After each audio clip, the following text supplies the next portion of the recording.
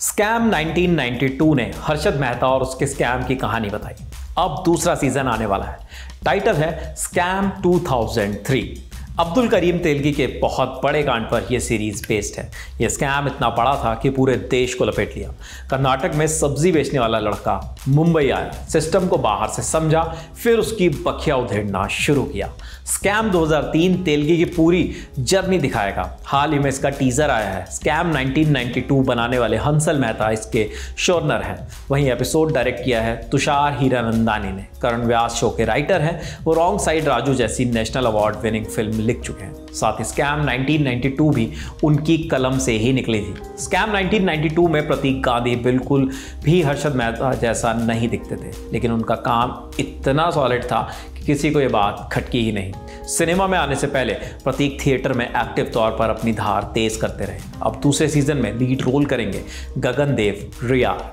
गगन भी थिएटर वाले बैकग्राउंड से ही आते हैं। टीजर में उनके सिर्फ डायलॉग सुनाई पड़ते हैं। किसी सीन को ठीक से जगह नहीं दी गई। देखकर लग रहा है कि गगन उस रोल के साथ न्याय करने वाले हैं। बाकी पुख्ता राय शो आने के बाद ही बनाई जा सकती है।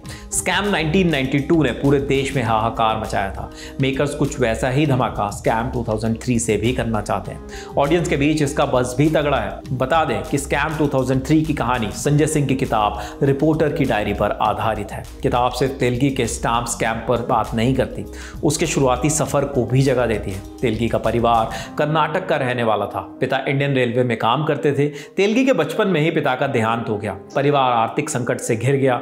मजबूरी में सब्जियां बेचनी पड़ी। ट्रेन में जाकर तेलगी मूंगफली बेचते, दिन में सर्वोदय विद्यालय में पढ़ते और उसके बाद पैसा कमाने के लिए निकलना पड़ा। स्कूली पढ़ाई पूरी हो जाने के बाद कॉलेज में बीकॉम पढ़ने लगे। कॉलेज के बाद उनका अगला स्टॉप था मुंबई, लेकिन वहाँ काम धंधे को लेकर बात नहीं बन पाई, इसलिए सऊदी अरब पहुँच गए। वहाँ से फिर गाड़ी लौटी मुंबई। तेलगी अब ट्रेवल एजेंट बन गए। लोगों के फर्जी डॉक्यूमेंट और स्टाम्प पेपर बनाते और उन्हें सऊदी अरब भेजते। पुलिस की नज़र में आ गए। साल 1993 में अब्दुल करीम तेलगी को जेल हुई। जेल से बाहर आने के बाद भी तेलगी के कांड नहीं थमे। बताया जाता है कि उन्होंने फर्जी स्टाम्प पेपर्स की दुनिया में अपनी अलग जगह बना ली। उनके कांड का खुलासा हुआ साल 2000 में। बेंगलुरु से 2 लोगों को गिरफ्तार किया गया। उनके पास से पुलिस ने फर्जी स्टाम्प पेपर बरामद किए। स्टाम्प पेपर के धागे पुलिस को तेलगी तक ले गए। फिर सीबीआई ने केस अपने अंडर ले लिया। रिपोर्ट्स की माने तो देश भर में तेलगी की 36 प्रॉपर्टीज़ थी और 100 से ज़्यादा बैंक अकाउंट थे। बताया जाता है कि उनकी वजह से 20,000 करोड़ से लेकर 30,000 करोड़ तक के बीच का स्कैम हुआ था।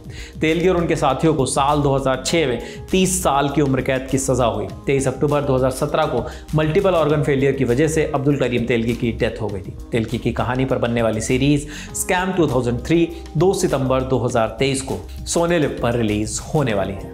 OTT प्लेटफॉर्म्स हो या सिनेमा हॉल्स, कौन सी नई फिल्म आने वाली है या नई वेब सीरीज़, ऐसी तमाम जानकारियाँ आपको मिलती हैं सिर्फ ललन टॉप सिनेमा पर।